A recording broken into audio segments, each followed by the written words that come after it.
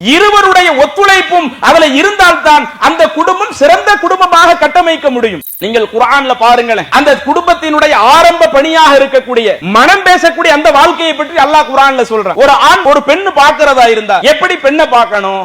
எனக்கு வரக்கூடிய மனைவி வெள்ள பொண்ணா இருக்கணும், ஒல்லியான பொண்ணா இருக்கணும், அல்லது காசு உள்ள வீட்டுல உள்ளவங்களா இருக்கணும், நல்ல படிச்ச பொண்ணா இருக்கணும், இப்படி பல நிபந்தனைகள் இருக்குங்க. அதே போல ஒரு பெண்ணும் தனக்கு வரக்கூடிய அந்த மாப்பிள்ளை அதற்கு அவங்களுக்கு சில கற்பனைகள் இருக்கும். இது நாம வாழ்வதற்கு நமக்கு சில எதிர்பார்ப்பு இருந்தாலும் அல்லாஹ் சொல்லக்கூடிய பேசிக்கான எதிர்பார்ப்பு என்ன தெரியுமா? அல்லாஹ் குர்ஆனிலே சொல்லுகிறான், வலா தன்கிஹுல் முஷ்ரிகாத்தி ஹத்தா யுமின்ன. இறை நம்பிக்கை கொண்ட ஆணாக இருக்கக்கூடிய நீ உன்னுடைய வாழ்க்கை துணையை தேர்வு செய்வதாக இருந்தால் இறை நம்பிக்கை கொண்ட பெண்ணை தான் நீ உன்னுடைய வாழ்க்கை துணையாக தேர்வு செய்யணும். இஸ்லாத்துல இருக்கிற, ஈமான்ல பயணிக்கிற, மார்க்கத்துல உறுதிப்பாட்டோடு இருக்கிற அந்த பெண்ணை தான் நீ உன்னுடைய வாழ்க்கை துணையாக தேர்வு செய்ய வேண்டும். இந்த பெண்ணிற்கு பதிலாக ஒரு கொள்கையற்ற ஒரு பெண் இருக்கிறாள். இஸ்லாம்னால என்னன்னு தெரியல, ஆனா அழகா இருக்கிறாங்க, அல்லது நிறைய காசு உள்ளவங்களா இருக்கிறாங்க, அவங்கள திருமணம் முடிச்சா நாம இந்த உலகத்துல ராஜ வாழ்க்கை வாழலாம் என்று நீங்கள் நினைத்தாலும் ஒரு பெண்ணிடத்துல மார்க்க இல்லன்னு சொன்னா, ஒரு பெண்ணிடத்துல கொள்கை இல்லன்னு சொன்னா நீங்க அந்த பெண்ணை வாழ்க்கை துணையாக தேர்வு செய்யாதீர்கள். அதற்கு பதிலாக ஒரு அடிமையாக இருக்கிற ஒரு பெண், அவங்கள்ட்ட இறை நம்பிக்கை இருந்தால் இறை நம்பிக்கை உள்ள அடிமை பெண்ணை நீங்கள் தேர்வு செய்யுங்கள். அப்படி அல்லாஹ் ஆண்களுக்கு சட்டம் போட்டான். அதிலே தொடர்ச்சியா நீங்க பாத்தீங்கன்னா அடுத்து பெண்களுக்கும் அல்லாஹ் சொல்லுகிறான், என கொள்கையற்ற ஆண் ஒரு பெண்ணுக்கு வாழ்க்கை துணையாக தேர்வு செய்யப்பட்டால் இந்த உலகத்திலேயும் பல நேரங்கள் அவங்களுக்கு சிரமம் தான். அஸ்ஸலாமு அலைக்கும் வரஹ்மத்துல்லாஹி பரகாத்துஹு. அன்பிற்குரிய அல்லாஹ்வின் நல்லடியார்களே, இந்த இஜ்திமாவிலே கணவன் மனைவி அவர்களது உரிமைகளும் கடமைகளும் என்கிற தலைப்பு எனக்கு தேர்வு செய்யப்பட்டிருக்கிறது. ஏன் இந்த தலைப்பு இந்த இஜ்திமாவிலே தேர்வு செய்யப்பட வேண்டும்? பொதுவாக ஒரு குடும்பம் என்று சொன்னால் அந்த குடும்பத்தில் முதலாவது பொறுப்பில் இருக்கக்கூடியது குடும்பத்தை வழி நடத்தக்கூடியவர்கள் தான். அந்த குடும்பத்தில் வயதானவர்கள் இருப்பார்கள், அந்த குடும்பத்தில் இளைஞர்கள் இருப்பார்கள், ஒரு குடும்பத்தில் சிறுவர்கள் இருப்பார்கள். இப்படி பல நபர்கள் இருந்தாலும் அந்த குடும்பத்தில் பிரதானமான நபர்கள், குடும்பத்தை வழிநடத்தி செல்லக்கூடியவர்கள் என்று சொல்வதாக இருந்தால் குடும்பத்தினுடைய தலைவரும் குடும்பத்தினுடைய தலைவியும் தான் ஒரு குடும்பத்திற்கு மிக முக்கிய தூண்களாக செயல்படுகிறார்கள். எனவே ஒரு குடும்பம் சிறந்த குடும்பமாக அமைய வேண்டும் என்று சொன்னால் குடும்பத்தில் உள்ள பெரியவர்களிடத்தில் மாற்றங்கள் ஏற்படுவதற்கு, குடும்பத்தில் உள்ள சிறியவர்களிடத்தில் மாற்றங்கள் ஏற்படுவதற்கு, நம்முடைய குடும்பம் அடுத்தவர்களுடைய பார்வையில இந்த உலகத்தில் ஒரு சிறந்த குடும்பமா இருக்கிறாங்களே, அந்த குடும்பத்தில் யாரை நம்ம ஒப்பிட்டு பார்த்தாலும், யாரை நம்ம எடுத்து பார்த்தாலும் எந்த குறை சொல்ல முடியாத அளவிற்கு தங்களுடைய குடும்ப கட்டமைப்பை வைத்திருக்கிறார்களே என்கிற ஒரு பேரும் புகழையும் நாம் இந்த உலகத்தில் அடைவதாக இருந்தால் நிச்சயம் அதுல உள்ள முதல் பங்களிப்பு அந்த குடும்பத்தில் இருக்கக்கூடிய குடும்ப தலைவர் தலைவி, அதாவது கணவன் மனைவி, அவர்களுக்கு தான் முதல் பங்களிப்பு இருக்கிறது. அதனால தான் அல்லாஹ்வுடைய தூதர் நபிகள் நாயகம் ஸல்லல்லாஹு அலைஹி வஸல்லம் அவர்கள் அந்த குடும்பத்தினுடைய தூண்களாக இருக்கக்கூடிய கணவனையும் மனைவியையும் பற்றி நமக்கு குறிப்பிடுகிற பொழுது அல்லாஹ்வுடைய தூதர் சொல்லுகிறார்கள், ஃபத்தகுல்லாஹ ஃபின் நிசா. அல்லாஹ்வுடைய தூதர் குடும்ப தலைவருக்கு சொல்லுகிறார்கள், உங்களுடைய குடும்பத்தில் உள்ள குடும்ப தலைவி இருக்கிறாங்களே அந்த பெண்கள் விஷயத்திலே நீங்கள் அல்லாஹ்வை அஞ்சிக் கொள்ளுங்கள், இறைவனை பயந்து நீங்கள் நடந்து கொள்ளுங்கள் என்று சொல்லிவிட்டு அடுத்து அல்லாஹ்வுடைய தூதர் சொல்லுகிறார்கள், ஃபஇன்னக்கும் அகல்துமூஹுன்ன பிஅமானில்லாஹ். இன்றைக்கு நீங்கள் ஒரு பெண்ணை மனைவியாக எடுத்துக் கொண்டு இருக்கிறீர்கள் என்றால் எதை வச்சு நீங்க ஒரு பெண்ணை மனைவியாக எடுத்திருக்கிறீங்க? இறைவனுடைய அமானிதத்தால் தான் இன்றைக்கு ஒரு பெண்ணை நீங்கள் மனைவியாக ஆக்கிக் கொள்கிறீர்கள். என பெற்றெடுத்த பெற்றோர்களை பொறுத்தவரையில நாம ஒரு தாயை புதிதாக ஏற்படுத்திக் கொள்ள முடியாது. நம்முடைய தந்தையை நாம் பிறப்பதற்கு முன்னாடி நாம் தீர்மானித்துக் கொள்ள விட முடியாது. நம்முடைய குழந்தைகளை பொறுத்தவரையில அது நம்முடைய குடும்ப வாழ்க்கைக்கு பிறகு நமக்கு வரக்கூடிய ஒருவர், நம்மளுடைய அந்த குடும்ப வாழ்க்கையினால் கிடைக்கக்கூடிய உறவு முறை. ஆனால் மனைவி என்கிற உறவு முறையை பொறுத்தவரையில அந்த மனைவி என்பது இன்றைக்கு யாரோ ஒரு பெண் ஏதோ ஒரு பகுதியிலே வாழ்கிறார்கள், ஏதோ ஒரு பகுதியில் வாழக்கூடிய ஒரு பெண்ணை நமக்கு திருமணத்திற்காக மனம் பேசுகிறார்கள், நமக்கும் அந்த பெண்ணுக்கும் ஒரு விருப்பம் ஏற்பட்டு விடுகிறது. அதற்கு பிறகு நமக்கும் அந்த பெண்ணிற்கு மத்தியிலே ஒரு ஒப்பந்தம் நடைபெறுகிறது. அந்த இறைவன் போடக்கூடிய ஒப்பந்தம் இருக்குதா இல்லையா? இனிமே நீங்க ரெண்டு பேரும் கணவன் மனைவியாக இருக்கிறீர்கள், உங்கள் இருவருக்கு மத்தியிலே கணவன் மனைவி என்கிற உறவு முறை ஏற்பட்டு விட்டது என்பதற்கு இரண்டு சாட்சிகள் முன்னிலையில அந்த அல்லாஹ் போடக்கூடிய ஒப்பந்தம் இருக்க அமானிதம். அந்த அமானிதத்தால் தான் நீங்கள் அந்த பெண்ணை உங்களுடைய மனைவியாக ஆக்கி கொண்டிருக்கிறீர்கள். எனவே நீங்கள் அந்த பெண்கள் விஷயத்துல அல்லாஹ்வை அஞ்சிக் கொள்ளுங்கள். வஸ்தஹலல்தும் ஃபுரூஜஹுன்ன பிகலிமாத்தில்லாஹ். இன்னும் நீங்கள் அந்த பெண்ணோடு இந்த உலகத்தில் சந்தோஷமாக பயணிக்கிறீர்கள், வாழ்க்கை நடத்துகிறீர்கள் என்றால் அதுவும் இறைவனுடைய கட்டளையினால் தான். மற்ற பெண்ணோடு ஒருவன் தவறான காரியத்தில் ஈடுபடுகிறான் என்றால் அது ஹராமான காரியம். மறுமையில அல்லாஹ்விடத்துல நரகத்துல கொண்டு போய் சேர்க்கக்கூடிய அளவிற்கு கடுமையான தண்டனையாக சொல்லப்பட்ட ஒரு காரியம் என்று சொன்ன இறைவன் நமக்கு மனைவி என்கிற ஒரு முறை வந்ததுனால இறைவன் அந்த பெண்ணை நமக்கு ஆகுமான ஒரு பெண்ணாக ஆக்கி கொண்டான். இதன் மூலம் உங்களுடைய வாழ்க்கையை அல்லாஹ்வுடைய கட்டளை தான் சிறப்பிற்குரிய ஒரு வாழ்க்கையாகவும் ஆக்கிக் கொள்கிறது என்று அல்லாஹ்வுடைய தூதர் சொல்லுகிறார்களே. அப்ப இதை முதலிலே நாம் மனதிலே பதிய வைக்க வேண்டும். ஒரு குடும்பம் என்றால் அந்த குடும்பத்தை வழிநடத்தக்கூடிய முக்கிய தூண்கள் குடும்ப தலைவர், குடும்ப தலைவி. அந்த ரெண்டு பேருக்கும் உள்ள அந்த உறவு முறை என்பது அது நாம பார்த்து விரும்பி முடித்த உறவு முறையாக இருந்தாலும் இறைவனுடைய அமானிதமாக அவர்கள் நமக்கு கிடைக்கப்பட்டிருக்கிறார்கள். அப்ப அல்லாஹ்வுடைய அமானிதமாக ஒரு பெண் தன்னுடைய வாழ்க்கையில இணைந்து கொள்கிறார் என்றால் நாம அந்த பெண்களிடத்துல எந்த மாதிரி நடந்து கொள்ள வேண்டும்? அதே போல பெண்களுக்கும் அதுதான். நம்மை ஒரு கணவன் திருமணம் முடிக்கிறான். திருமணத்திற்கு முன்னாடி அவன் யாரோ ஒருவனாக இருந்தான். கல்யாணத்தை அடிப்படையாக வைத்து நாம் அவனுக்கு மனைவியாக மாறிவிட்டோம். நாம் அல்லாஹ்வுடைய அமானிதத்தால் ஒருவனுடைய மனைவியாக ஆகி இருக்கிறோம். இப்படி ஒருவனுடைய மனைவியாக ஆகிவிட்டால் நாம என்ன செய்யணும்? இஸ்லாம் நமக்கு என்ன சொல்லுகிறது?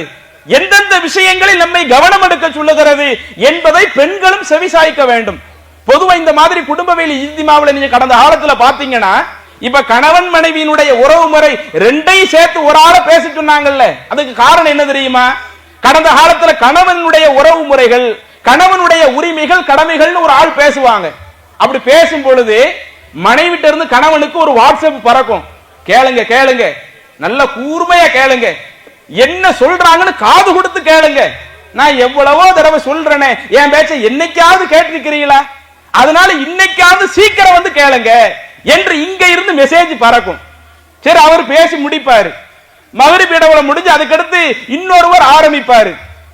பெண்கள் அவங்களுக்கு என்ன கடமை இருக்குது, பொறுப்புணர்வு இருக்குதுன்னா ஆண்கள் சும்மா இருப்பாங்களா? அதே மெசேஜ் ஃபயரோட அனுப்பி நெருப்பு பறக்கிற மாதிரி நீ நல்லா காது கொடுத்து கேளு. அப்ப இந்த மாதிரியான ஒரு நிகழ்வு பொதுவா இது போன்ற அறிவுரைகளை, அது தனக்கு சொல்லப்படக்கூடிய அறிவுரைகளை முதல்ல நமக்கு என்ன சொல்றாங்க அதையும் கவனிக்கணும். நம்மளுடைய லைஃப் பார்ட்னராக இருக்கக்கூடியவர்களுக்கு என்ன சொல்றாங்க அதையும் கவனிக்கணும்.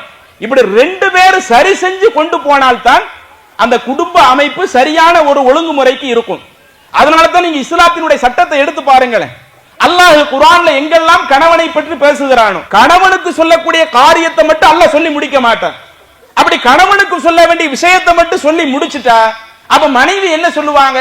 எனக்குன்னு எதுவும் பிரத்யேகமா சொல்லப்படல, அப்ப நான் விரும்பின மாதிரி நடந்துக்குவேன் என்று ஒரு பெண் நடந்தால் அது குடும்பமா இருக்காது. அல்லது பெண்களுக்கு மாத்திரம் சொல்லக்கூடிய அறிவுரைகள் சொல்லப்பட்டு ஆண்களுக்கு ஒரு விஷயம் சொல்லப்படாம இருக்குதுன்னு வைங்க, ஆண்கள் எல்லாம் உங்களுக்கு தான் சொல்லப்பட்டிருக்குது, நீங்க தான் மார்க் அடிப்படையில் நடக்கணும், எங்களுக்கு எந்த கட்டளையும் இல்ல அப்படின்னு கை விரிச்சிட்டு போயிடுவாங்க. அதுவும் ஒரு குடும்பத்தை குடும்பமாக சரியான குடும்பமாக கொண்டு வருவதற்கு உதவாது. அதனால்தான் இறைவனுடைய சட்டதிட்டங்களை எடுத்து பார்த்தால் அந்த குடும்பத்தை சிறந்த முறையில் கட்டமைப்பதற்கு ஆண்கள் பெண்கள் என்கிற இருவரும் சேர்ந்து பயணித்தால்தான், இருவருடைய ஒத்துழைப்பும் அதில் இருந்தால்தான் அந்த குடும்பம் சிறந்த குடும்பமாக கட்டமைக்க முடியும். நீங்கள் குர்ஆன்ல பாருங்களேன், அந்த குடும்பத்தினுடைய ஆரம்ப பணியாக இருக்கக்கூடிய மனம் பேசக்கூடிய அந்த வாழ்க்கையை பற்றி அல்லாஹ் குர்ஆன்ல சொல்றான். ஒரு ஆண் ஒரு பெண்ணு பார்க்கிறதா இருந்தா எப்படி பெண்ணை பார்க்கணும்? இன்னைக்கு நாம அதுக்குன்னு சில ஷரத்துகள் வச்சிருப்போம், சில நிபந்தனைகளை வச்சிருப்போம். எனக்கு வரக்கூடிய மனைவி வெள்ளை பொண்ணா இருக்கணும், ஒல்லியான பொண்ணா இருக்கணும், வளர்ந்த பொண்ணா இருக்கணும், அல்லது காசு உள்ள வீட்டுல உள்ளவங்களா இருக்கணும், நல்ல படிச்ச பொண்ணா இருக்கணும். நமக்குன்னு இப்படி பல நிபந்தனைகள் இருக்குங்க. அதே போல ஒரு பெண்ணும் தனக்கு வரக்கூடிய அந்த மாப்பிள்ளை அவங்க எப்படி இருக்கணும், அவருக்குன்னு அவங்களுக்குன்னு சில கற்பனைகள் இருக்கும். இது நாம வாழ்வதற்கு நமக்குன்னு சில எதிர்பார்ப்பு இருந்தாலும் அல்லாஹ் சொல்லக்கூடிய பேசிக்கான எதிர்பார்ப்பு என்ன தெரியுமா? அல்லாஹ் குர்ஆனிலே சொல்லுகிறான், வலா தன்கிஹுல் முஷ்ரிகாத்தி ஹத்தா யுமின்ன. இறை நம்பிக்கை கொண்ட ஆணாக இருக்கக்கூடிய நீ உன்னுடைய வாழ்க்கை துணையை தேர்வு செய்வதாக இருந்தால் இறை நம்பிக்கை கொண்ட பெண்ணை தான் நீ உன்னுடைய வாழ்க்கை துணையாக தேர்வு செய்யணும். இஸ்லாத்துல இருக்கிற, ஈமான்ல பயணிக்கிற, மார்க்கத்துல உறுதிப்பாட்டோடு இருக்கிற அந்த பெண்ணை தான் நீ உன்னுடைய வாழ்க்கை துணையாக தேர்வு செய்ய வேண்டும். இந்த பெண்ணிற்கு பதிலாக ஒரு கொள்கையற்ற ஒரு பெண் இருக்கிறாள். இஸ்லாம்னால என்னன்னு தெரியல, ஆனா அழகா இருக்கிறாங்க, அல்லது நிறைய காசு உள்ளவங்களா இருக்கிறாங்க. அவங்கள திருமணம் முடிச்சா நாம் இந்த உலகத்துல ராஜ வாழ்க்கை வாழலாம் என்று நீங்கள் நினைத்தாலும், ஏதோ ஒரு விஷயம் உங்களுக்கு ஒரு சிறப்பான ஒரு காரியமா தெரிஞ்சாலும், ஒரு பெண்ணிடத்துல மார்க்க இல்லைன்னு சொன்னா, ஒரு பெண்ணிடத்துல கொள்கை இல்லைன்னு சொன்னா, நீங்க அந்த பெண்ணை வாழ்க்கை துணையாக தேர்வு செய்யாதீர்கள். அதற்கு பதிலாக ஒரு அடிமையாக இருக்கிற ஒரு பெண், அவங்கள்ட்ட இறை நம்பிக்கை இருந்தால் இறை நம்பிக்கை உள்ள அடிமை பெண்ணை நீங்கள் தேர்வு செய்யுங்கள். அப்படி அல்லாஹ் ஆண்களுக்கு சட்டம் போட்டான்ல, அதிலே தொடர்ச்சியா நீங்க பாத்தீங்கன்னா அடுத்து பெண்களுக்கும் அல்லாஹ் சொல்லுகிறான், வலா துன்கிஹுல் முஷ்ரிகீன. அந்த பெண்ணுடைய பொறுப்பாளர்கள், நீங்க உங்க குடும்பத்தில் உள்ள அந்த பெண்ணுக்கு கல்யாணம் முடிச்சு கொடுக்கிறதா இருந்தா நீங்க முஷ்ரிக்கான ஆண்களை தேர்வு செஞ்சிடாதீங்க, கொள்கையற்ற ஆண்களை தேர்வு செஞ்சிடாதீங்க. என கொள்கையற்ற ஆண் ஒரு பெண்ணுக்கு வாழ்க்கை துணையாக தேர்வு செய்யப்பட்டால் இந்த உலகத்திலேயும் பல நேரங்கள் அவங்களுக்கு சிரமம் தான், மறுமை நாள்லையும் அதனால அவங்களுக்கு கடுமையான சிரமம் தான். அதனால நீங்க உங்க பொறுப்புல இருக்கக்கூடிய அந்த பெண்களுக்கு மனம் முடித்து கொடுப்பதாக இருந்தால் கொள்கையில உள்ளவனை நீங்கள் தேர்வு செய்யுங்கள், மார்க்க பிடிப்போடு மார்க்க பற்றில் உள்ளவனை நீங்கள் தேர்வு செய்யுங்கள். அப்படி நீங்க பாக்குறீங்க, கொள்கையில இல்லாதவன் நிறைய படிச்சிருப்பான், லட்ச லட்சமா சம்பாதிப்பான், நுனி நாட்டுல இங்கிலீஷ் பேசுவான், இவனுக்கு நம்ம பிள்ளைய திருமணம் முடிச்சு கொடுத்தோம்னா நம்ம பிள்ளையினுடைய வாழ்க்கை சிறந்த ஒரு வாழ்க்கையாக இருக்கும் நீங்க நினைக்கலாம். ஆனால் கொள்கை இல்லாவிட்டால் உங்களுடைய பெண்களை அந்த ஆணுக்கு திருமணம் முடிச்சு கொடுக்காதீங்கன்னு சொல்லிட்டு அல்லாஹ் கடைசியில சொல்றது என்ன தெரியுமா? கொள்கையில உள்ள ஒரு ஆணும் கொள்கையில உள்ள ஒரு பெண்ணும் மார்க்க பிடிப்போடு இருக்கக்கூடியவர்கள், அவர்கள் தன்னுடைய திருமண வாழ்க்கையை தொடர்ந்தால்தான் அவங்களுடைய அந்த திருமண வாழ்க்கை, அதன் மூலம் கிடைக்கக்கூடிய நன்மை மறுமையில் சொர்க்கம் செல்லக்கூடியதாக இருக்கும். கொள்கையற்றவர்களை நீங்கள் வாழ்க்கை துணையாக தேர்வு செய்தால் உலாயிக்க யதுஊன இலன்னார், அவர்கள் நரகத்தை நோக்கி அழைக்கிறார்கள். வல்லாஹு யதுஉ இலல் ஜன்னா, அல்லாஹ் உங்களை சொர்க்கத்தை நோக்கி அழைக்கிறான்.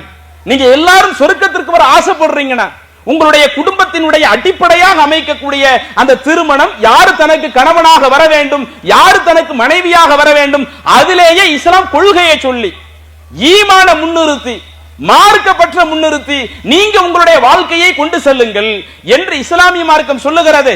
அப்ப இதுல முதல்ல இந்த தலைப்புல நாம தெரிந்து கொள்ள வேண்டிய விஷயம், இன்றைக்கு நம்பிக்கை கொண்ட ஆண்களாக இருக்கிற முஸ்லிம் குடும்பமாக இருக்கிற ஒவ்வொரு குடும்பத்திலேயும் குடும்ப தலைவர் குடும்ப தலைவி அவர்களுக்கு இருக்கக்கூடிய முதல் உரிமை தன்னுடைய குடும்பத்தில் உள்ள அத்துணை நபர்களையும் மார்க்க அடிப்படையில் வழிநடத்த வேண்டும், மார்க்கத்தை எடுத்து சொல்லி அவங்களை உருவாக்க வேண்டும். நம்மளுடைய தலையாய பணி, இன்றைக்கு நம்ம இஸ்லாமிய மார்க்கத்தில் இருக்கிறோம், மறுமை நம்பிக்கை கொண்டு இருக்கிறோம்.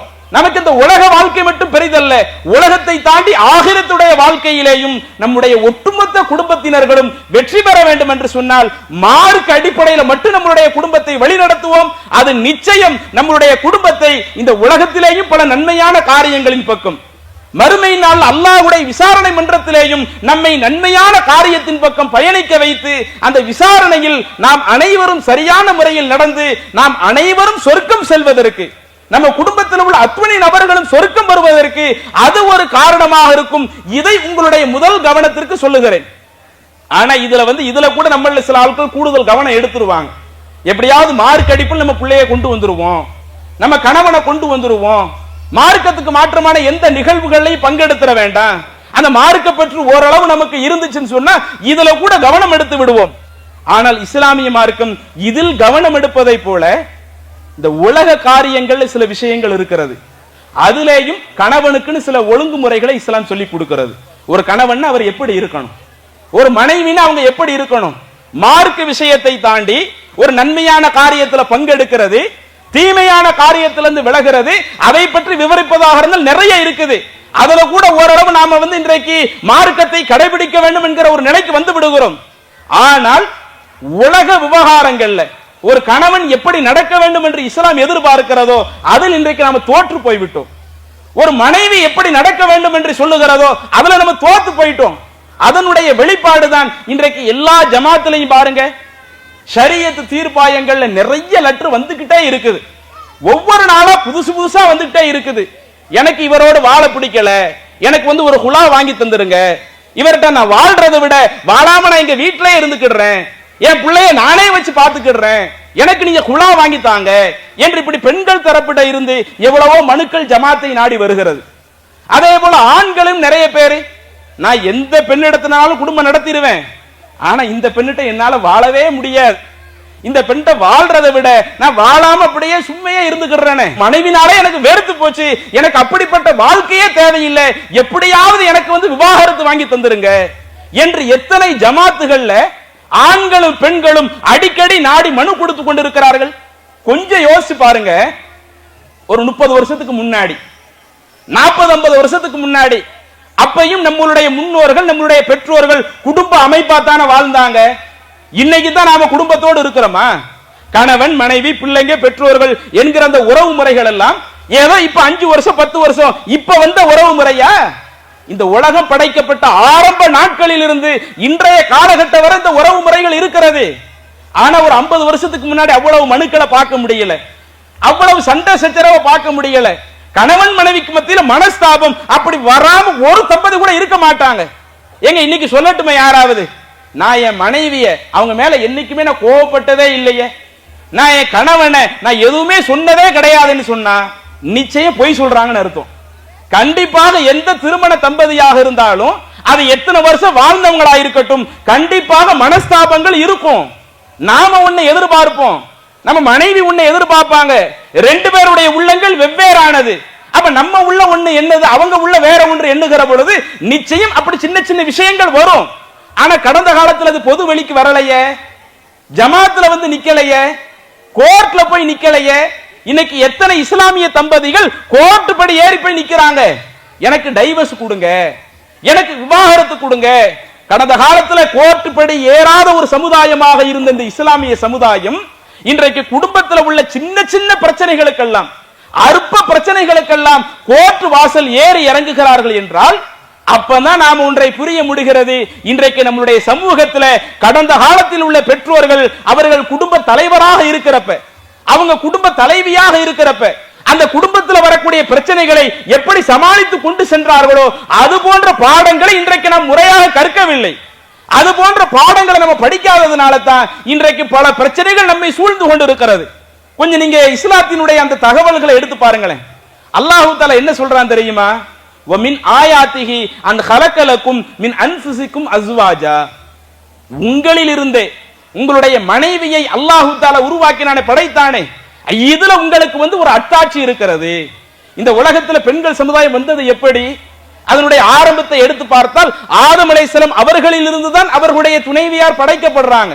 அப்ப உங்கள இருந்தே உங்களுடைய மனைவியர்கள் உருவாக்கப்பட்டாங்களே, இதுல கூட இறைவனுடைய அத்தாட்சி இருக்கிறது, உங்களுக்கு நிறைய சான்றுகள் இருக்கிறது அப்படின்னு அல்லாஹ் சொல்லிவிட்டு அடுத்து சொல்லுகிறான், லி தஸ்குனு இலைஹா, அந்த திருமண பந்தம் என்பது எதற்காக? கணவன் மனைவி வாழ்க்கைங்கிறது எதுக்காக? சும்மா சும்மா சண்டை போட்டுக்கிட்டு, நம்ம போடக்கூடிய சண்டை நம்மோடு மட்டும் முடியறது இல்லை. எடுத்து பாருங்களேன், இன்னைக்கு நம்ம சமூகத்தில் எங்கெல்லாம் சண்டை நடக்குதோ அது வெறுமன அந்த கணவன் மனைவி 2 பேரோடு மட்டும் நிக்குதா? கணவன் சண்டை போடுகிறாருன்னு சொன்னா கணவனுடைய அம்மா அதுக்கு உள்ள வர்றாங்க, கணவனுடைய அத்தா உள்ள வர்றாங்க, மாமனார் மாமியார் உள்ள வர்றாங்க, கணவனுடைய உடன் பிறந்தவங்க உள்ள வர்றாங்க. இப்படி கணவனுடைய உடன் பிறந்தவங்க அவங்க அந்த பிரச்சனைக்கு உள்ள தலையிட வந்தாங்கன்னா அந்த பெண்ணுடைய குடும்பத்தில் உள்ளவங்க தலையிட வர்றாங்க. அப்ப ஒரு சாதாரண 2 பேருக்குள்ள ஒரு பிரச்சனை, இஸ்லாம் சொல்லக்கூடிய முறைப்படி எளிதில் தீர்த்து கொள்ளக்கூடிய ஒரு பிரச்சனை, அதை இன்றைக்கு பெரிய பிரச்சனையாக மாறி 2 குடும்பங்களுக்கு மத்தியில பெரிய அடிதடியில கொண்டு போய் விழுதுன்னு சொன்னா அல்லாஹ் இதை எதிர்பார்க்கல. அல்லாஹ் நம்மள்ட்ட என்ன எதிர்பார்க்கிறான்? உங்களிலிருந்தே உங்களுடைய மனைவியை நான் படைச்சனே, இதில் அல்லாஹ்வுடைய அத்தாட்சி இருக்குது, அதுல அல்லாஹ் தஆலா எதிர்பார்க்கிறதே லி தஸ்குனு இலைஹா, ஆண்களாக இருக்கிற நீங்கள் அந்த பெண்களிடத்தில் ஒரு நிம்மதி அடைய வேண்டும், மன அமைதியை பெறணும். இந்த குடும்ப வாழ்க்கையினாலேயே நிச்சயம் அதுல மன அமைதி என்ற ஒன்று இருக்கிறது, இதில் அல்லாஹ்வுடைய அத்தாட்சி இருக்கிறது என்று அல்லாஹ் சொல்லிவிட்டு அடுத்து சொல்லுகிறான், வ ஜஅல பைனக்கும் மவத்தத்தவ் வ ரஹ்மா, இறைவன் தான் உங்களுக்கு மத்தியில. ஆரம்பத்தில் நீங்க திருமணம் முடிச்ச பெண் ஒரு சில ஆட்கள் வேண்டுமானால் நம்ம சொந்தத்துல கல்யாணம் முடிச்சிருக்கலாம், நம்ம ஊர்ல நம்ம பக்கத்து வீடுகள்ல யாரேனும் ஒருவரை கல்யாணம் முடிச்சிருக்கலாம். இன்னும் எத்தனையோ நபர்கள் இங்க இருந்து எவ்வளவோ தொலைவான ஒரு ஏரியாவில் உள்ள ஒரு பெண்ணை கல்யாணம் முடிச்சிருப்போம். கல்யாணத்திற்கு முன்னாடி நாம் அந்த பெண்ணை பார்த்திருக்கவே மாட்டோம். அந்த பெண்ணினுடைய குணாதிசயங்கள் தெரியாது. நம்மளை பத்தி அவங்களும் அறிந்திருக்க மாட்டார்கள். ஆனால் திருமண பந்தம் ஏற்பட்ட பிறகு அந்த திருமண பந்தத்தை அல்லாஹ் எப்படி ஆக்கி விட்டானாம்? மவத்தத வ ரஹ்மா, உங்களுக்கு மத்தியில ஒரு பாசத்தை ஏற்படுத்தக்கூடிய ஒன்றாக, உங்களுக்கு மத்தியில இறைவனுடைய அருளாக அந்த பந்தத்தை அல்லாஹ் ஆக்கி இருக்கிறான். அப்ப அந்த கணவன் மனைவியினுடைய பந்தம் நமக்கு மன அமைதியை அளிக்கக்கூடிய ஒன்றாக இருக்க வேண்டும் என்றால், நமக்கு மத்தியில அல்லாஹ்வினுடைய அன்பையும் அருளையும் பெற்றுத்தரக்கூடிய ஒரு காரியமாக இருக்க வேண்டும் என்றால் அதுல என்ன செய்யணும்? முதல்ல ஆண்கள் கடைபிடிக்க வேண்டிய சில விஷயத்தை உங்களிடத்திலே குறிப்பிடுகிறேன். இன்றைக்கு ஆண்களா இருக்கிற நாம தான் குடும்பத்தை பினான்சியல் அடிப்படையில், பொருளாதார அடிப்படையில் குடும்பத்தை வழி நடத்துறோம். அந்த பொறுப்பு அல்லாஹ் தஆலா நமக்கு தான் தந்திருக்கிறான். இன்றைக்கு சில ஆண்களுடைய நினைப்பு எப்படி போயிடுதுன்னா, நாம தானே கஷ்டப்படுறோம் நம்ம குடும்பத்துக்காக. அப்படி நாம கஷ்டப்படுகிற பொழுது அப்ப எல்லாருமே நம்ம பேச்ச கேட்டாகணும் தானே, நம்ம மனைவி நம்ம பேச்ச கேட்டாகணும் தானே. நம்ம என்ன சொன்னாலும் அதை மறுத்து ஒரு வார்த்தை கூட வாயை திறந்துடக்கூடாது. இன்னைக்கு சில ஆட்கள் அப்படி நினைச்சுக்கிட்டு இருக்கிறாங்க. நான் என்ன சொன்னாலும் 100% அப்படியே என்னுடைய மனைவி எனக்கு கேட்டாகணும், எனக்கு அப்படியே கட்டுப்பட்டாகணும். சில நேரங்களில் என்னுடைய மனைவியினுடைய பேச்சை கேட்கவில்லை என்று சொன்னால் அப்படிப்பட்ட மனைவியோடு நான் அவ்வளவு நேசமா பாராட்ட மாட்டேன். பல நேரங்கள்ல அடி உதை என்று எவ்வளவோ பல பிரச்சனைகளை பார்க்கிறோமே. அல்லாஹ்வுடைய தூதர் சொல்லுகிறார்கள், கைருக்கும் லி அஹ்லிஹி, உங்களில் நல்லவர்கள் யார் என்றால், ரசூலுல்லாஹி ஸல்லல்லாஹு அலைஹி வஸல்லம் சொன்ன இந்த வார்த்தையை ஒவ்வொரு ஆண்களும் நீங்கள் நினைத்து பாருங்கள். உங்கள நல்லவங்க யாருன்னு சொன்னா கைருக்கும் லி அஹ்லிஹி, தன்னுடைய குடும்பத்தாரிடத்துல யார் நல்லவராக இருக்கிறாரோ. ஒருத்தர் வெளியே நல்ல பேர் வாங்குறது ரொம்ப ஈஸிங்க. வெளி மக்கள்கிட்ட ஒரு ஆள் நல்ல பேர் வாங்குறதா இருந்தா அது அவ்வளவு எளிதில் நம்ம ஈஸியா வாங்கிட்டு போயிடலாம். ஆனா நம்ம குடும்பத்துல ஒரு சர்டிபிகேட் வாங்குறதா இருந்தா, நம்மள கல்யாணம் முடிச்ச மனைவி என் கணவர் மாதிரி யாருமே இல்லங்க அப்படின்னு ஒரு சர்டிபிகேட் கொடுக்கறதா இருந்தா, இன்னைக்கு அப்படி கொடுக்கிற அளவுக்கு தான் இன்றைக்கு ஆண்களாகி நம்மளுடைய நிலை இருக்குதா? நம்ம குடும்ப உறுப்பினர்கள் எல்லாம் எம்மள மாதிரி வேற யாருமே இல்லைன்னு சொல்லக்கூடிய அளவுக்கு தான் நம்ம வாழ்ந்துகிட்டு இருக்கிறோமா? ஆனா ரசூலுல்லாஹி ஸல்லல்லாஹு அலைஹி வஸல்லம் அவர்கள் சொல்லுகிறார்கள், கைருக்கும் லி அஹ்லிஹி, உங்களில் சிறந்தவர்கள் தன்னுடைய மனைவி இடத்துல குடும்பத்திடத்துல யார் சிறந்தவர்களோ அவர்கள் தான் உங்களில் சிறந்தவர்னு சொல்லிட்டு அடுத்து ரசூலுல்லாஹி ஸல்லல்லாஹு அலைஹி வஸல்லம் சொல்றாங்க, இது வெறுமனே மக்களுக்குள்ள கட்டளையாக மட்டும் சொல்லாமல் வ அன கைருக்கும் லி அஹ்லி, நானும் என்னுடைய குடும்பத்தில் சிறந்தவனாக இருக்கிறேன். என்னை பத்தி என்னுடைய குடும்பத்துல கேட்டு பாருங்க, என்னுடைய மனைவி இடத்துல கேட்டு பாருங்க, நானும் என்னுடைய குடும்பத்தில் சிறந்தவனாக இருக்கிறேன் என்று அல்லாஹ்வுடைய தூதர் சொன்னார்களே. அப்ப வெறுமனே மக்களுக்கு போடக்கூடிய கட்டளையாக மட்டுமல்லாமல் எதை மக்களுக்கு கட்டளையிட்டார்களோ அதை தன்னுடைய வாழ்க்கையிலேயும் நடைமுறைப்படுத்தி காட்டினார்கள் என்றால், அப்படி ரசூலுல்லாஹி ஸல்லல்லாஹு அலைஹி வஸல்லம் குடும்ப அமைப்புல எதுக்கெல்லாம் முக்கியத்துவம் கொடுத்தாங்க, எந்தெந்த விஷயங்கள்ல கூடுதல் கவனம் எடுத்தார்கள் என்று எடுத்து பார்த்தால், இன்றைக்கு குடும்பத்தில் வரக்கூடிய பிரச்சனைகள்ல அதிகமான பிரச்சனை பொருளாதாரத்தை மையமாக வச்சு இருக்கும். கணவன் கல்யாணம் முடிக்கிறதுக்கு முன்னாடி ஃப்ரெண்ட்ஸோட அங்க இங்கன்னு சுத்தி இருப்பாரு. கல்யாணத்துக்கு பிறகு அவருடைய எண்ணம், நம்ம கல்யாணம் முடிச்சிட்டா நாம மீண்டும் குடும்ப அமைப்போட லாக் ஆயிடக்கூடாது, ஃப்ரெண்ட்ஸோட வெளியே போவோம், அங்க இங்க சுத்துவோம்.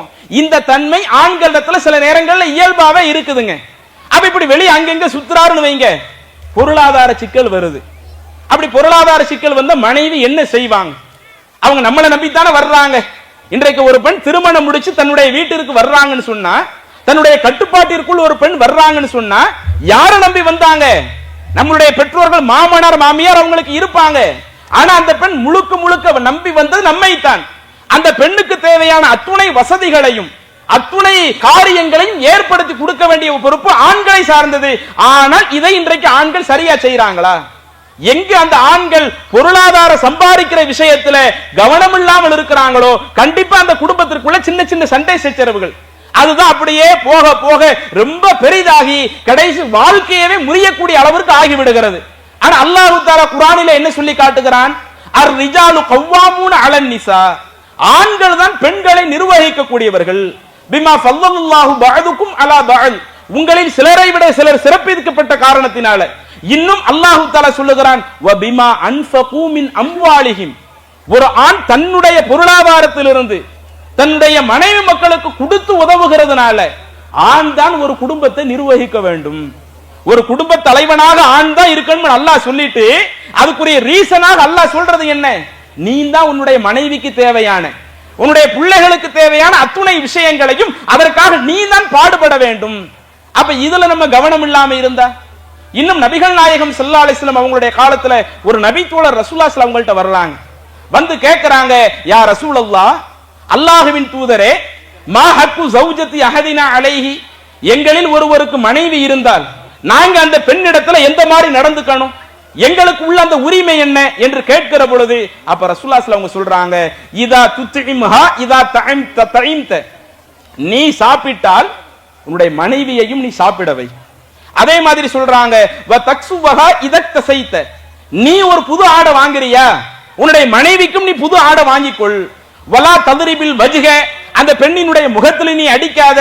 வலா துகப்பி, அந்த பெண்ணை நீ வெறுக்காத. வலா தஹஜுர் இல்லா ஃபில் பைத், அந்த பெண்ணை கண்டிக்கிறதா இருந்தாலும், அந்த பெண்ணிட சில சின்ன சின்ன பிரச்சனைகள்லாம் இருக்கும், அதை கண்டிக்கிறதா இருந்தாலும் நீ அடுத்தவர்களுக்கு தெரியாத விதத்துல வெளியே எல்லாத்துக்கும் பரப்புற மாதிரி கண்டிச்சிராத. வீட்டுக்குள்ள 4 சோத்துக்குள்ள உன்னுடைய மனைவியினுடைய அந்த தவறுகளை நீ சுட்டிக்காட்டு என்று அல்லாஹ்வுடைய தூதர் சொல்றாங்களே. இதுதான் அந்த கணவனுக்குள்ள உரிமைகள் மிக முக்கியமான ஒரு உரிமைங்கிறாங்களே. இன்னைக்கு அதை நம்ம கரெக்டா செய்யறோமா? இன்னைக்கு சில ஆட்களுடைய நிலை எப்படி ஆயிடுதுன்னா, கல்யாணம் முடிச்சு கொடுத்து அவங்க சம்பாதிக்க போக மாட்டேங்கிறாங்க. உங்க அத்தாட்ட கேளு, உங்க அம்மாட்ட கேளு, பெருநாளைக்கு ட்ரெஸ் எடுக்கணும் இல்ல, நீ உங்க வீட்டுல வாங்கிட்டு வா, நம்ம பிள்ளைக்கு ஏதாவது தேவைப்படுதா உன் வீட்டுல போய் வாங்கிட்டு வா. அப்ப இப்படி ஒருவர் நடந்து கொள்வாரேயானால் அந்த கணவன் மனைவிக்கு மத்தியில் எப்படி அன்பு இருக்கும், அந்த கணவன் மனைவிக்கு மத்தியில் எப்படி பாசம் இருக்கும்? அப்ப இன்றைக்கு நமக்கு மத்தியில ஒரு பிரச்சனை வருகிறது என்றால் அதுல எதுவும் பிரச்சனையாக இருக்கலாம். நாம பொருளாதாரம் சம்பாதிப்பதில் ஏதேனும் சில குறைபாடுகள் வைத்தால் அது குடும்பத்திற்குள் பிரச்சனையாக இருக்கலாம். இஸ்லாம் சொல்லுகிறது ஒரு குடும்ப தலைவன் அப்படி இருக்கக்கூடாது.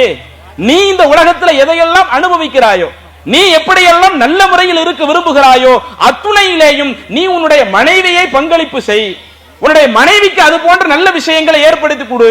அப்ப இது கரெக்டா நடந்துச்சுன்னு வைங்க, இன்றைக்கு பெரும்பாலான குடும்பங்கள்ல வரக்கூடிய பிரச்சனைகள் குறைந்து விடும். அதே மாதிரி பாருங்க, இன்றைக்கு இருக்கக்கூடிய பிரச்சனைகள் ரொம்ப அதிகமான ஒரு பிரச்சனை, என் கணவர் என்கிட்ட டைமே ஸ்பெண்ட் பண்றது இல்லையே. நல்ல சம்பாதிச்சு கொடுக்கிறாரு, நான் ட்ரெஸ் வாங்கி கேட்ட நிறைய வாங்கி கொடுக்கிறாரு, நகை வாங்கி கேட்ட வாங்கி கொடுக்கிறாரு, பிள்ளைங்களை படிக்க வைக்கணும்னா அதுக்கு கூட அவர் தயாராயிடுறாரு. வெளியே வெளிவேலையிலே கிடைக்கிறாரு. இன்னும் சொல்ல போனா ஒரு ஜமாத்திலே இருந்துகிட்டு ஜமாத்து வேலைன்னு சொல்லி வெளி வேலை முடிஞ்ச உடனே ஜமாத்து வேலைக்கு போயிடுறாங்க. எல்லா வேலையும் முடிஞ்சிட்டு கடைசி வீட்டுக்கு வர்றாங்க. வீட்டுல என்கிட்ட ஏதாவது பேசணும் இல்ல, சாப்பாடு வைக்க சொல்றாங்க, சாப்பாடு வச்சு கொடுக்கற, சாப்பிடுறாங்க, தொழுவுறாங்க, தூங்குறாங்க. என்னுடைய உணர்வுகளை மதிக்கிறாங்களா?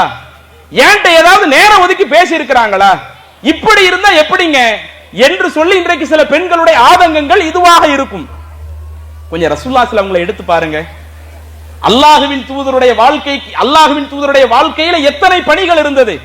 ஒரு பக்கம் மக்களுக்கு மார்க்கத்தை எடுத்து சொல்லக்கூடிய தூதுத்துவ பணி, இன்னொரு புறம் மக்களை வழிநடத்தக்கூடிய ஆட்சி பணி, மக்கள் மார்க்க சந்தேகங்கள் கேட்டு வரக்கூடிய பணி, இப்படி மக்களை நிர்வகிக்கக்கூடிய அத்துணை பணிகள் இருந்தாலும் தன்னுடைய மனைவிமார்களிடத்துல அல்லாஹ்வுடைய தூதர் நேரம் ஒதுக்கவில்லையா? அவங்களுடைய உணர்வுகளை மதித்து அவங்கள்ட்ட உட்கார்ந்து பேசுறது, அவங்க உள்ளத்துல என்ன நடக்குது அது அல்லாஹ்வுடைய தூதர் கேட்டது இல்லையா? அதனால தான் இன்றைக்கு சில பெண்கள் எல்லாம், நான் சில விஷயத்தை யார்கிட்ட போய் சொல்லுவேன், எங்க அத்தாட்டையும் சொல்ல முடியல, எங்க அம்மாட்டையும் என்னுடைய அந்த உணர்வுகள் சில விஷயங்கள் நான் சொல்ல முடியல, சில பிரச்சனைகளை எல்லாம் பிள்ளைங்கள்ட்ட நான் எடுத்து சொல்ல முடியல, யார்கிட்டையும் எடுத்து சொல்ல முடியாட்ட எனக்கு இருக்கிற ஒரே ஆதரவு என் வீட்டுக்காரர் தான். ஆனா அவர் கூட என்கிட்ட எதுவுமே டைம் ஸ்பெண்ட் பண்றது இல்லையே, நேரம் ஒதுக்கி என்னையாவது எதுவுமே மனவிட்டு பேசினதே இல்லையே என்று இது போன்ற பல குற்றச்சாட்டுகள் நம் மீது இருக்கும் பட்சத்தில் நாம் நம்முடைய வாழ்க்கை எப்படி மாத்தணும்?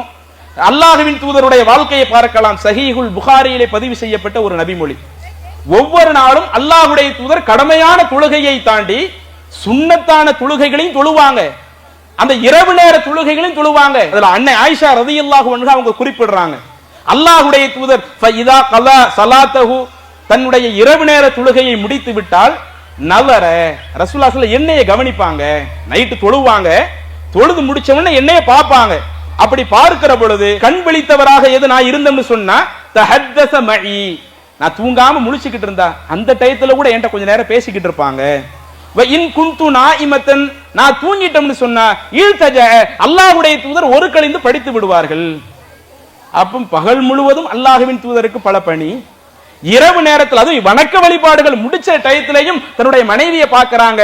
முழிச்சிருந்தா என்கிட்ட பேசுவாங்க, நான் முழிக்கலையா, நான் தூங்கிட்டேனா, அவங்க ஒரு கலந்து படுத்துருவாங்க. அப்ப இது நமக்கு என்ன காட்டுகிறது?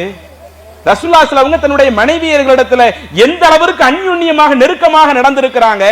அந்த டயத்துல ஏதாவது இப்படி இருந்தால் தானே அவங்க தன்னுடைய உள்ளத்தில் உள்ளதை எடுத்து சொல்லுவாங்க. அப்படி உள்ளத்தில் உள்ளதை எடுத்து சொல்வதற்கு நாம வாய்ப்பு அமைத்து தரலன்னு சொன்னா அந்த பெண் உள்ளத்திலேயே பல விஷயத்தை மூடி வைத்துக் கொள்வாரையானால் இது அந்த பெண்ணை உள்ளத்தளவுல கடுமையா பாதிக்குமா இல்லையா? அதை இன்றைக்கு சில ஆண்கள் நினைத்து பார்ப்பது கிடையாது. அதே மாதிரி ஆண்கள்கிட்ட உள்ள இன்னொரு பிரச்சனை, சில நேரங்கள்ல பெண்கள் எல்லாம் பெண்களாகத்தான் இருப்பார்கள். பெண்கள் பெண்களா இருப்பாங்கன்னு என்ன அர்த்தம்? நம்ம எதிர்பார்க்கிற மாதிரி 100% கரெக்டா இருக்க மாட்டாங்கன்னு அர்த்தம். ரசூலுல்லாஹி ஸல்லல்லாஹு அலைஹி வஸல்லம் சொல்லி காட்டுறாங்க, பெண்கள் எல்லாம் வளைந்த விழா எலும்பிலிருந்து படைக்கப்பட்டிருக்கிறார்கள்.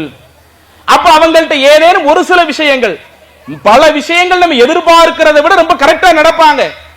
ஒரு சில விஷயங்கள் நம்ம எதிர்பார்க்கிறதுக்கு மாற்றமாகவும் சில பெண்கள் இருக்கத்தான் செய்வாங்க. நல்லா சமையல் வேலை செய்யக்கூடியவங்க, பிள்ளைய நல்ல முறையில கவனிக்கக்கூடியவங்க, அந்த வீட்டை சுத்தப்படுத்தக்கூடிய சில பணிகள் அவங்க அதுல கவனம் இல்லாம இருப்பாங்க. அல்லது வேற ஏதாவது விஷயங்கள் சின்ன சின்ன பிரச்சனைகள் இருக்கும். உலகத்துல எந்த பெண்ணை போய் தேடி பார்த்தாலும் எல்லா பெண்களிடத்திலேயும் அந்த 1% 2% அந்த பிரச்சனைகள் என்பது இருக்கத்தான் செய்யும். அப்ப அதற்கு ரசூலுல்லாஹி என்ன சொல்றாங்க? இல்ல, நான் என்னுடைய மனைவிய முழுக்க நான் சரி பண்ண போறேன், எந்த ஒரு தன்மை இப்படி வந்துடக்கூடாது, நான் இருக்க போறேன் என்ற அந்த வளைந்த விழா எலும்பை நீ நேராக்கினால் நீ அதை கசர்தகு, அந்த எலும்பையே உடைத்து விடுவாய். அதுவே உன்னுடைய வாழ்க்கையில பல பிரச்சனையை கொண்டு வந்து விடும். அப்ப அதுல சில நேரங்கள்ல அந்த பெண்கள்கிட்ட சில தன்மைகள் இருக்குதா, அதுல நம்ம எதிர்பார்க்கிற மாதிரி அவங்க நடந்துக்காம இருக்கிறாங்களா, அதை அவங்களுக்கு தனிப்பட்ட முறையில சொல்லி அவங்களை புரிய வச்சு அதை சரிபடுத்தக்கூடிய வேலையில் தான் இருக்க வேண்டுமே ஒழிய, இல்ல நான் எதிர்பார்க்கிற மாதிரி எல்லாமே கரெக்டா இருக்கணும், அது என்ன 99 கரெக்டா இருந்துட்டு ஒரே ஒரு விஷயம் மட்டும் ஏன் இப்படி இருக்கணும், நான் அதையும் சரி பண்ணிடுவேன் என்று இப்படி இறங்காதீங்க என்று இப்படி சில அறிவுரைகள் எல்லாம் ஆண்களுக்கு சொல்லப்பட்ட செய்தி. இது முறையாக ஒரு ஆண் கடைபிடிப்பானேயானால் கண்டிப்பாக அந்த ஆணிற்கும் அந்த பெண்ணிற்கும் மத்தியில உள்ள அந்த குடும்ப உறவுங்கிறது அது ரொம்ப வலிமையான ஒரு உறவாக அமையும். அதே மாதிரி பாருங்க, இஸ்லாமிய மார்க்கம் பெண்களுக்கு சொல்லக்கூடிய மிக முக்கியமான ஒரு செய்தி, பெண்கள் எப்படி நடந்துக்கணும் என்பதை பற்றி அல்லாஹ்வுடைய தூதர் சொல்லும் பொழுது, ஒருவர் சம்பாதிக்கக்கூடிய சம்பாத்தியத்திலேயே பொக்கிஷத்திலேயே சிறந்த பொக்கிஷம் அல் மர்அத்து சாலிஹா, ஒரு சிறந்த மனைவி தான். ஒருத்தன்ட்ட காசு கூட இல்லாம இருக்கலாம், சொந்த வீடு கூட இல்லாம இருக்கலாம், உலகத்துல பெரிய வசதி வாய்ப்புகள் கூட இல்லாம இருக்கலாம், ஆனா உங்களுடைய மனைவி சிறந்தவங்களா இருந்துட்டாங்கன்னு வைங்க, அதை விட அவனுக்கு வேற பொக்கிஷம் எதுவும் கிடையாது. தன்னுடைய கையில பல கோடிகள் இருப்பதை விட தன்னுடைய மனைவி ரொம்ப அன்பிற்குரியவராக, நேசத்திற்குரியவராக, தான் விரும்பக்கூடிய விருப்பத்திற்குரியவராக அமைந்து விட்டால் அதுவே ஒரு மனிதனுக்கு பெரிய சிறப்பாக இருக்கும்னு சொல்லிட்டு அதுல அந்த பெண்களுக்கு ஒரு 3 தன்மையை சொல்றாங்க. அதுல மிக முக்கியமான ஒரு தன்மை, இதா அமரஹா அத்தாஅத்துஹு, அந்த கணவன் ஏதேனும் சில விஷயங்களை மனைவிக்கு சொன்னால் அந்த தன்மைக்கு அப்படியே கட்டுப்படக்கூடிய தன்மை இருக்கணும். கணவன் ஒண்ணு சொல்றாங்கன்னு வைங்க, மார்க்கத்துக்கு மாற்றமா இருந்தா அது யார் சொன்னாலும் கேட்க தேவையில்லை, மார்க்கத்துக்கு மாற்றமான விஷயத்தை பின்பற்ற தேவையில்லை. அதை தாண்டி மற்ற விஷயத்துல கணவன் நம்ம வழி நடத்துறார, நாம அவங்களுக்கு ஆலோசனை சொல்றது மார்க்கத்துல தப்பு இல்லை. சரி, கணவர் இப்படி செஞ்சு முடிச்சிருங்களேன் என்று ஒரு விஷயத்தை நமக்கு சொல்லுகிறார் என்று சொன்னால், ஒரு சிறந்த பெண்மணி என்பவர் இதா அமரஹா அத்தாஅத்துஹு, அந்த ஆண் பெண்ணுக்கு கட்டளையிட்டால் அதற்கு அப்படியே கட்டுப்படக்கூடிய தன்மை இருக்கும். இன்னைக்கு நமக்கு அந்த கட்டுப்படக்கூடிய தன்மை இருக்குதா? அதனால தான் என்ன செய்வாங்க, ஒரு நகைச்சுவைக்காக ஒரு விஷயத்தை சொல்லுவாங்க. ஒரு குடும்பத்துல ஒரே கடுமையான பிரச்சனையா இருந்துகிட்டு இருக்கு கணவன் மனைவிக்கு மத்தியில. மனைவி என்ன சொன்னாலும் கணவனுக்கு கடுமையான கோபமும் ஆத்திரமும் வருது. ஏன்? வீட்டை வெளியே வேலை முடிச்சு வீட்டுக்குள்ள வர்றாரு, வீட்டுக்குள்ள வந்த உடனே அந்த பெண்ணினுடைய வாயிலிருந்து வர்ற வார்த்தை என்னங்க, அரிசி வீட்டுல இல்ல, உப்பு வீட்டுல இல்ல, பருப்பு வீட்டுல இல்ல, இப்படி எதெல்லாம் இல்லாம இருக்குதோ, வெளியே இருந்து ஒரு ஆள் வர்றாருன்னா பஸ் ஆறுதல் சொல்ற மாதிரி பேசி என்ன நடந்துச்சு, வெளியே போன காரியம் எப்படி இருந்து, இதை கேட்கணும் இல்ல. கணவர் ஆரம்பத்துல சொல்லி இருப்பாரு, இப்படி எது என்கிட்ட பேசாத, வந்தா மத்த விஷயத்தை பேசு, கடைசியில எது இல்லையோ அதை கேளு வாங்கி தர்றேன்னு சொல்லி இருப்பாரு. ஆனா உள்ள வந்தவொடனே என்ன, எது இல்லையா இல்லாத லிஸ்ட்லாம் அடுக்குவாங்க. அப்ப அது வச்சு கடுமையான பிரச்சனை வரும் பொழுது அப்பதான் அடுத்தவங்க ஆலோசனை சொல்றாங்க, எதுக்கு நீ இல்லன்னு சொல்லிக்கிட்டு இருக்க, எது எது இருக்குதோ இருக்குதுன்னு நீ சொல்ல அப்படின்னு சொன்ன உடனே அடுத்து மீண்டும் அந்த பெண்மணி மாத்துறாங்க, ஏங்க உப்பு டப்பா காலியா இருக்குது, அரிசி மூட காலியா இருக்குதுன்னு தானே சொல்லணும், அரிசி மூட காலியா இருக்குது, பருப்பு காலியா இருக்குது. அப்ப இந்த மாதிரி ஒரு எதிரும் புதிருமாக போனால் கணவனுடைய விருப்பம் எதுவா இருக்குதோ, நான் வீட்டுக்கு உள்ள வர்றேனா உள்ள வந்தா சந்தோஷப்படுற மாதிரி நடங்க, நான் கோபப்படுற மாதிரி நடக்காதீங்க. ஏற்கனவே வெளியே பல டென்ஷன்கள்ல போயிட்டு வந்திருப்பேன், பல நெருக்கடிகள்ல போயிட்டு வந்திருப்பேன். வீட்டுல வந்தாலேயே எனக்கு அது மன குளிர்ச்சியை ஏற்படுத்தக்கூடிய ஒன்றாக இருக்கணும். அல்லாஹ் அப்படித்தானே சொல்லி காட்டுகிறான். நல்லவங்க அல்லாஹ்ட்ட துஆ செய்யும் போது சொல்லுவார்களாம், வல்லதீன யகூலூன ரப்பனா ஹப் லனா மின் அஸ்வாஜினா வ ذُرِّيَّاتِنَا குர்ரத அய்யுனின், இறைவா என்னுடைய மனைவிகளிலேயும் என்னுடைய பிள்ளைகளிலேயும் நீ கண் குளிர்ச்சியை தருவாயாக. வஜஅல்னா லில் முத்தகீன இமாமா, இறையச்சவாதிகளுக்கு எங்களை முன்னோடியாக ஆக்கி வைப்பாயாக. அப்ப அல்லாஹ் நம்மை இறையச்சவாதிகளுக்கு முன்னோடி ஆக்கணும்னா இன்னும் அதுல ஒவ்வொரு ஆண்களும் தன்னுடைய மனைவியினிடத்தில் அடிப்படையில எதிர்பார்க்கிறது. அவன் வெறுக்கக்கூடிய எதையுமே அவன் எதிர்பார்க்க மாட்டான், அவன் விரும்பக்கூடிய ஒன்றைத்தான் எதிர்பார்ப்பான். சரி, நம்ம விரும்பின மாதிரி நம்ம மனைவி நடக்கணுமே, நம்ம போனாலேயே முகம் கொடுத்து பேசாத அளவுக்கு நம்ம மனைவியினுடைய நிலை இருக்கணுமே, இதைத்தான் நிறைய எதிர்பார்ப்பான். ஆனா இன்றைக்கு பல இடங்கள் அதுக்கு பெண்கள் செவி சாய்க்கிறது இல்லை. அதுக்கு மெயின் காரணம் என்ன?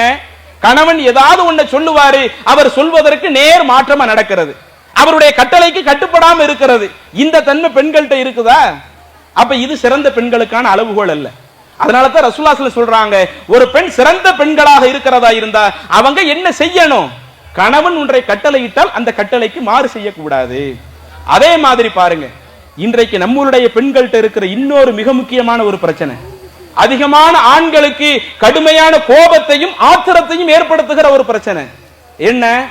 எல்லாம் அக்கம் பக்கத்து வீட்டை பார்க்கிறது. அக்கம் பக்கத்து வீட்டில் உள்ளவங்க ஏசி வாங்கி வச்சிருப்பாங்க, ஃப்ரிட்ஜ் வாங்கி வச்சிருப்பாங்க, பைக் வச்சிருப்பாங்க, கார் வச்சிருப்பாங்க. பெண்களுக்கு அவங்களுக்கு தேவையான நகைகள் எவ்வளவோ போட்டு நிறைய அழகு பார்த்து வச்சிருப்பாங்க. கணவன் வீட்டில இருந்து வந்த உடனே, என்னங்க பக்கத்து வீட்டில் அப்படியெல்லாம் நடக்குது, எல்லா பொருள் வச்சிருக்கிறாங்களே, ஆனா நம்ம வீட்டில் எதுவுமே வாங்கலையே, ஏதாவது பொருள் வாங்கலாமே, நாமளும் அந்த மாதிரி பெரிய அளவில் ஏதாவது செய்யலாமே. கணவன் நிறைய கை நிறைய காசு வச்சிருந்தா வாங்கி தராமலா இருக்க போறாரு? எதுக்கு அவர் சம்பாதிக்கிறாருங்கிற? இன்றைக்கு ஒரு கணவன் தன்னுடைய வாழ்க்கையில் அதிகமா கஷ்டப்படுறான்னா மனைவி மக்களை காப்பாத்துறதுக்கு தானே. அவன் தன்னுடைய பொருளாதாரத்தை யாரோ ஒரு ஆளுக்கு கொடுக்கறதுக்காக சம்பாதிக்கிறான். அப்ப நமக்காகத்தான் சம்பாதிக்கிறான். கை நிறைய இருந்தா நம்ம கேட்காமலே வாங்கி தந்துருவான். ஆனால் இன்றைக்கு சில குடும்பங்கள்ல அந்த பொருளாதார ரீதியில கணவன் நெருக்கடியில இருக்கும் பொழுதும், இல்ல பக்கத்து வீட பாருங்க, அங்க பாருங்க, இங்க பாருங்க, எவ்வளவு பொருளை வச்சிருக்கிறாங்க, நான் உங்களை இவ்வளவு நாள் நான் திருமணம் முடிச்சு எந்த ஒரு சந்தோஷத்தையும் அனுபவிக்கலையே. பெண்கள்கிட்ட சர்வ சாதாரண பேசுற ஒரு பழக்கம் இருக்குதா? இதைத்தான் அல்லாஹ்வுடைய தூதர் கடுமையை எச்சரிச்சாங்க. பெருநாள் தினத்துல பெண்களுக்கு தனியா யா மஅஸர நிசாஇ தஸத்தக்ன, பெண்களை நீங்கள் அதிகமாக தான தர்மத்தில் ஈடுபடுங்க, உங்களை அதிகமான நரகத்துல பார்க்கிறேன். அப்பதான் பெண்கள் கேட்கறாங்க, நாங்க மட்டும் ஏன் நரகத்துக்கு போகணும்? அதுல அல்லாஹ்வுடைய தூதர் சொன்ன ஒரு விஷயம், நீங்க தக்ஃபுருனல் அஷீர், உங்க கணவன் எவ்வளவோ உங்களுக்கு செய்திருப்பார், அவன் செய்த விஷயங்களை எதையுமே நினைச்சு பார்க்க மாட்டீங்க. நினைச்சு பார்த்து அவனை மறுக்கக்கூடிய விதமாக பேசுறீங்களே, இது உங்களை நரகத்துல கொண்டு போய் தள்ளுதுனாங்களே. இந்த தன்மை இன்றைக்கு சில பெண்கள்கிட்ட இருக்குது. அது குடும்பத்திற்குள் பிரச்சனையாக வெடிக்கிறது. கொஞ்சம் அன்னை ஆயிஷா ரலியல்லாஹு அன்ஹா அவர்களை எடுத்து பாருங்கள். அவர்கள் தன்னுடைய வாழ்க்கையில் எப்படி வாழ்ந்து காட்டினார்கள். நாமெல்லாம் அதிகம் கேள்விப்பட்ட ஒரு நபிமொழி, ஒவ்வொரு நாளும் அல்லாஹ்வுடைய தூதர் இரவு தொழுகையை தொழுகிற பொழுது நான் அவங்களுக்கு குறுக்கு வசமா படுப்பேன். அப்படி நான் அவர்களுக்கு குறுக்கு வசமாக படுக்கிற பொழுது அப்ப அவங்க என்னுடைய காலை குத்துவாங்க.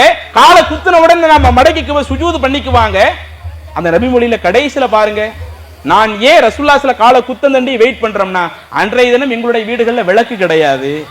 அப்ப விளக்கு இல்லாம அப்படி வாழ்ந்த அன்னை ஆயிஷா ரலியல்லாஹு அன்ஹா எந்த ஒரு சந்தர்ப்பத்திலாவது, நான் ரசூலுல்லாஹி ஸல்லல்லாஹு அலைஹி வஸல்லம் கல்யாணம் முடிச்சனே, என்னுடைய வாழ்க்கையில நான் எதையுமே அனுபவிக்கலையே, அடுத்தவங்கள்ட்ட பேசி பார்த்ததுண்டா? குடும்பத்துல உள்ள நடக்கிற விஷயத்தை அடுத்தவங்களுக்கு சொல்லி காட்டியதுண்டா? ஆனா இதை இன்றைக்கு சில பெண்கள் கடைபிடிக்கிறது இல்ல. இன்னும் சில நேரங்கள்ல இது உள்ளத்துல உள்ள விஷயத்தை சும்மா அவர்கள் உள்ளத்துல மட்டும் வச்சுக்கிடாம அவங்க அம்மாட்ட சொல்றது, அவங்க அத்தாட்ட சொல்றது, அவங்க குடும்பத்துல சொல்றது, அப்ப அந்த அவங்க ரெண்டு பேருக்கு உள்ள ஒரு விஷயம் இப்படி அடுத்தடுத்த நபர்களுக்கு ஸ்ப்ரெட் ஆக போறது, பரவும் பொழுது அதை நேரடியா கேட்கறாங்க. அது குடும்பத்துக்குள்ள சண்டை சச்சரவு ஏற்படுது. அப்ப இந்த சண்டை சச்சரவு ஏற்படுவதற்கு யாரு ஒரு காரணம்? நம்ம கணவர் நமக்காகத்தான் அனைத்தையுமே செய்யறாரு. கையில காசு இருந்தா வாங்கி தருவாரு, கையில காசு இல்லையா, சரி இருக்கிறத வச்சு நம்ம போதுமாக்கி கொள்வோம், தன்னுடைய வாழ்க்கையை சிறப்பா கொண்டு போயிடுவோம் என்று இப்படி நாம் நடந்து விட்டால் இது நமக்கு மத்தியில ஒரு நெருக்கடியை பெற்று தருமா? அப்ப இப்படி பெண்களுக்கு சொல்லப்பட வேண்டிய அறிவுரைகளும் ஏராளம் இருக்கிறது. அதுல இறுதியாக இன்றைக்கு சில நேரங்கள்ல பெண்கள் அவங்க தன்னுடைய கணவனுடைய குடும்பத்தார்களுக்கு மதிப்பளிப்பது கிடையாது. மாமனார் மாமியார பாக்குறதுல கேட்டா எனக்கு அப்படி இஸ்லாம் சொல்லி இருக்குதா? பெற்றோரை கவனிக்க சொல்லி சொல்லுது, மாமனாரை கவனிக்கணுமா, மாமியாரை கவனிக்கணுமா? கணவனுடைய குடும்பத்தார்கள் என்றால் அவர்களுக்கு நாங்க உதவுறது இஸ்லாத்துல இருக்குதா? அவங்களுக்கு செய்ய வேண்டிய பணிவிடைங்கிறது இஸ்லாத்துல இருக்குதா? ஜாபீர் ரலியல்லாஹு அன்ஹு அவங்க தன்னுடைய மனைவியை திருமணம் முடிக்கிறாங்க, அது கூட அவங்க தன்னுடைய சகோதரிகளை பார்க்கிறதுக்காகத்தான். அப்ப இப்ப பெண்களாக இருக்கக்கூடியவங்க கணவனுடைய குடும்பத்தாரையும் கவனிக்க வேண்டிய மிக முக்கிய கட்டத்தில் இருக்கிறாங்க. இதையெல்லாம் முறையாக பேணப்பட்டது என்று சொன்னால், சொல்லப்பட்ட அறிவுரைகளை ஆண்களும் பெண்களும் முறையாக கடைபிடிப்பார்களே ஆனால் நிச்சயம் அவர்களுடைய குடும்ப வாழ்க்கை சிறந்த வாழ்க்கையாக அமைந்து ஒரு அன்பு நிறைந்த பாசம் நிறைந்த ஒரு வாழ்க்கையாக மாறும். இறைவன் அப்படிப்பட்ட வாய்ப்பை நம் அனைவருக்கும் தருவானாக என கூறி நிறைவு செய்கிறேன். வாஹிரு தஅவானா அனில் ஹம்துலில்லாஹி ரப்பில் ஆலமீன். அஸ்ஸலாமு அலைக்கும் வரஹ்மத்துல்லாஹி.